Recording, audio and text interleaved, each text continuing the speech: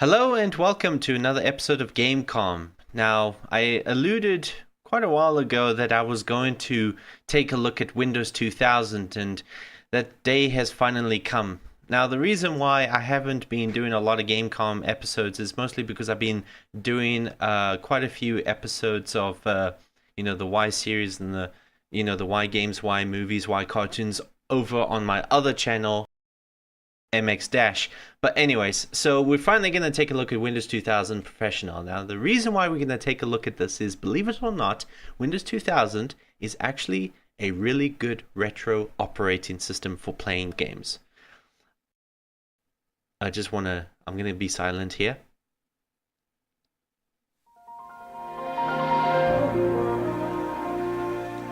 Very nostalgic, that piano piece. Used to hear it a lot when I was a kid. Anyways, so I'm going to just show a couple of games in Windows 2000. Now, these games were designed for Windows 95 in mind. This one in particular is MDK, created by Shiny Entertainment, the same guys that developed Earthworm Jim. I'm not going to talk about MDK, rather I'm just going to use MDK as an example of what Windows 2000 is capable of. Now, I'd like to bring your guys' attention to the struggles that I had when it came to owning a computer that only had Windows 7 installed on it. Windows 7 is fantastic, but it isn't good for playing a lot of games from the mid to late 90s. And the reason for that is simply because the later the version of Windows, the less compatible it becomes with older programs and applications, Windows applications. Now, MDK is one of them. First of all, even though I could get this game to work, technically I could get it to work, unfortunately I cannot even install this game. The installed program that this game uses doesn't want to work on Windows 7. I don't know if it's because of Windows 7 itself or the fact that it's a 64-bit operating system. It could be one of those things. But one of the things that annoys me is that most of these installed programs can actually install on any version of Windows, but they actually do a search to see if your computer is a 32-bit operating system. And the reason why they did that is because some versions of Windows 95 was only 16-bit, and that would cause some problems when it comes to running these types of games. So the install would tell you need a 32-bit operating system. But that's just a silly thing on the programmer's part. They tend to not take into consideration that maybe we'd still want to play this game far into the future where we have 64-bit machines, which can definitely handle something like this. So I decided to build a retro computer to overcome these problems. Now, some people might ask, well, isn't there like a virtual machine or something that you can run on Windows? Yes, I can, but that is only available if I have the ultimate or professional versions of Windows, and I don't have. I've only got Windows Home Edition, so yeah, it won't let me use the virtual machine or whatever it's called. So that's rather unfortunate. So the only way I can play these games is on a real late 90s, early 2000s machine that can run older operating systems like Windows 95, 98, and 2000. We don't use Windows ME. We don't talk about that operating system. In fact, you know what? I think I should talk about that operating system. So Windows 2000 was released, well, in the year 2000, but in early 2000, it was supposed to be a major leap in technology in terms of features and capabilities. It is, full of tons of features, extra security, stability, and flexibility, and all of this stuff. But unfortunately, this made the operating system very complex, and thus it kind of made it, it required a lot more resources. And the thing is that that's ideal for business computers, because most people would, businesses would invest would invest in powerful machines to run a very stable and flexible operating system. But when it came to the home user, most people didn't have a very powerful PC. So instead of releasing the home version of Windows 2000, because this is Windows 2000 Professional. Microsoft decided to release an operating system that used a lot less resources than Windows 2000, and this operating system was based on Windows 98 code, and this one would be known as Windows ME, which is an acronym for Millennium Edition. And unfortunately, they tried to cram in some Windows 2000 features so not to make it, outdated.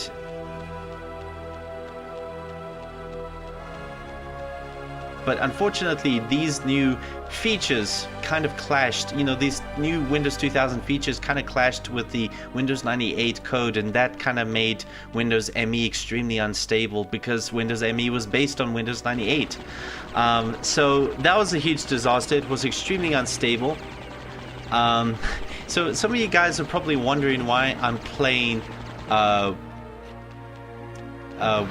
MDK twice. Well, the first time we played it, we were playing it in software mode. And this really is the big reason why I built this computer. You see, software mode, after a lot of blood, sweat and tears, I might be able to get software mode to work on Windows 7 because, it only uses CPU capabilities. But software mode doesn't look as nice. The software is mostly responsible for rendering the visuals under the horsepower of the CPU alone. But to improve on the graphics, you also have hardware mode, which takes advantage of some of the abilities of the graphics card. And I wanted to get that to work. Now, as you can see, the textures are not blocky like they were in software mode in the first time we played MDK. But as you can see, I see the textures, they look very nice, no blockiness to them. And this is hardware mode that we're running in, and I'm going to just run a few tests in hardware mode just to see some of the features that hardware mode has that software usually doesn't. And and for those that are wondering what's like the difference between the biggest difference between hardware and software mode, just do a comparison between the Nintendo 64 and the PlayStation 1. PlayStation 1 has very blocky textures and stuff like that, whereas the N64 has smoothed out textures and so that's kind of like a comparison, a very crude comparison between hardware mode and software mode. Anyways, so here I am going to show a couple of DOS games, and this actually really shocked me. I was really surprised to find out that Windows 2000 can run DOS games. Now, you might be wondering, where's the sound? Well, unfortunately, here's the thing. Unlike during my id Software Shooter marathon, where I played a whole bunch of id Software shooters, I was using mostly emulators and source ports and stuff like that to get this to run on Windows 7.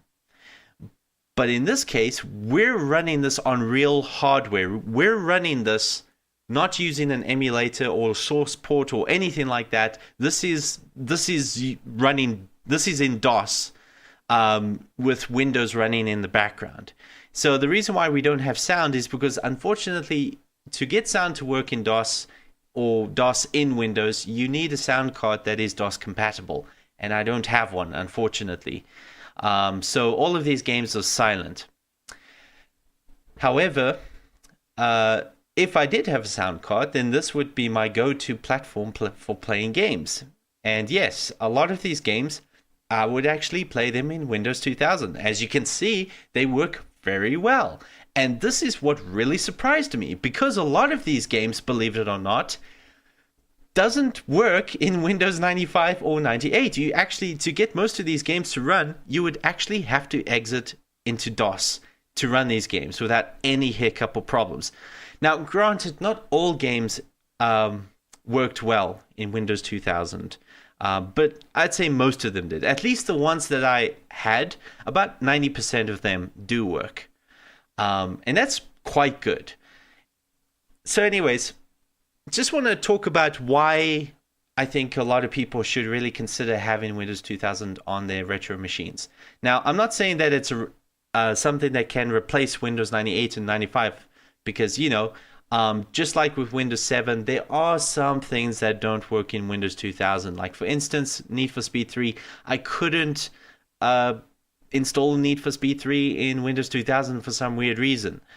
However, actually, I do know why I didn't want to install, because it detected that Windows 2000 was based on Windows NT technology, and NT is not for, home use for gamers type of thing. So the install doesn't even bother trying to install. That's the thing I hate about these install programs, is that they're always trying to find excuses, to not install. But once I used Windows 98 to install Need for Speed 3 and then ran it in Windows 2000, it worked just fine in Windows 2000. So Windows 2000 is a fantastic platform for playing pretty much most games, assuming that they will install.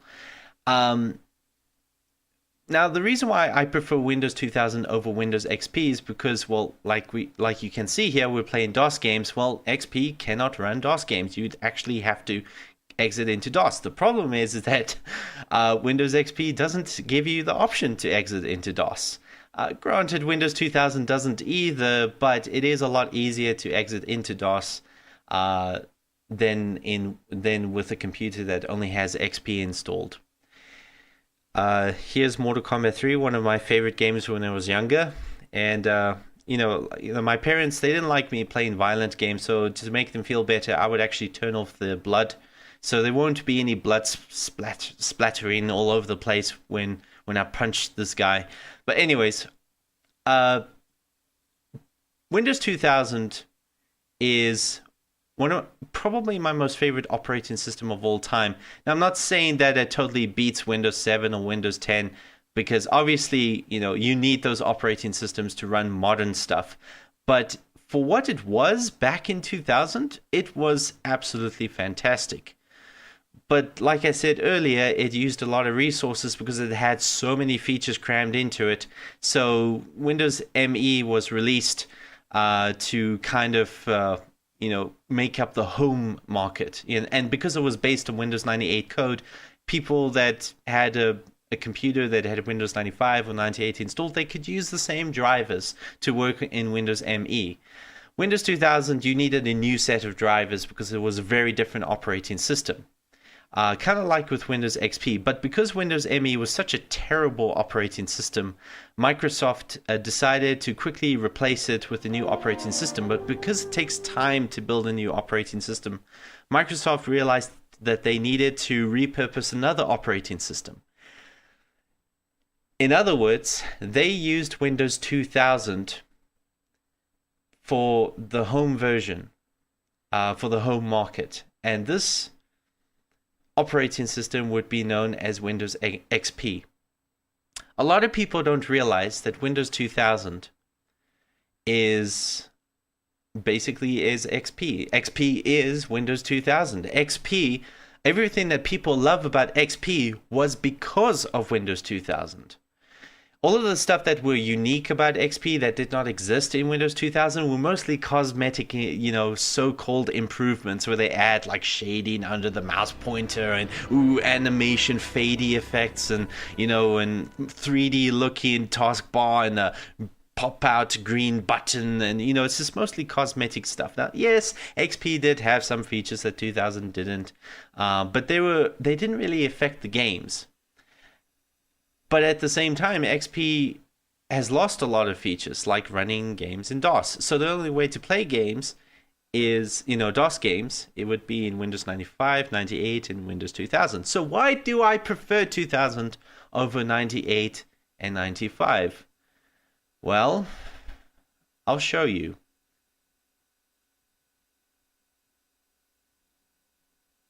And there you have it. Windows 2000.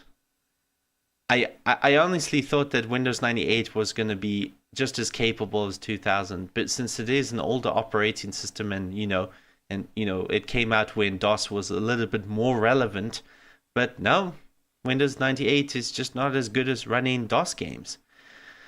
So there you go, a happy middle point between XP and 98, an operating system that you can do pretty much most retro things, running DOS games, running games that were designed for 95 and 98. You might have a little bit of hiccup here and there, but that's why it's a good idea to have Windows 98 installed on the same machine that has Windows 2000. For me, that is the perfect retro computer, because anything before that, like early DOS games, you could get that to run on DOSBox, on an emulator on a modern PC, but and of course running more modern games, like Mass Effect, Assassin's Creed, and all of those games. Obviously, they're great on modern PCs, obviously. But between those 2 points, between the DOS era and the new modern gaming era, there is that midpoint that you struggle to achieve unless you have a real retro computer. And that's why I have this computer. It's to fill in that gap, because I've been able to play pretty much every DOS game on my modern PC, and obviously modern games on my modern PC, but I haven't been able to play games that were designed for Windows 95 and 98. But as an added bonus, if you're one of those guys that want to play DOS games on real hardware, Windows 2000 will allow you to do that as well. Now, as you can tell, Windows 98 isn't too bad. As you can see, we just played One Must Fall, and that ran just fine. But unfortunately, Doom doesn't run at all. So, yeah, I cannot believe it, but Windows 2000 really is much better than Windows 95 and 98, and obviously better than Windows ME. And it's better than XP when it comes to running old games, because there are still some games that won't work in XP that for some reason will work in 2000. So I'm going to exit into DOS, and if sometimes there'll be a game in Windows 2000 that will not work, and you know what, just exit into DOS. Granted, the only way I know how to exit into DOS is via Windows 98, so that's one little problem I have with Windows 2000. But here we are, we're going to play Mortal Kombat 3 again, because I think we've seen enough of Doom. But yeah, so for those that are wondering why Microsoft didn't release a Windows 2000 Home Edition like they did with XP, is simply because they wanted to distance themselves from Windows ME. Again, Windows ME, a lot of people got ME mixed up with 2000 because they seem to be the same. They were released in the same year, but they were very different under the hood. They had very different code, and unfortunately, they would not have been able to encourage people to purchase a Windows 2000 Home Edition. So what they ended up doing instead is, they had to re-release 2000, make it look completely different, and thus Windows XP was born. So the next time you guys think back to Windows XP, just think that everything that you love about Windows XP was actually because of Windows 2000, all of the code that carried over from Windows 2000. The unsung hero of Windows operating systems.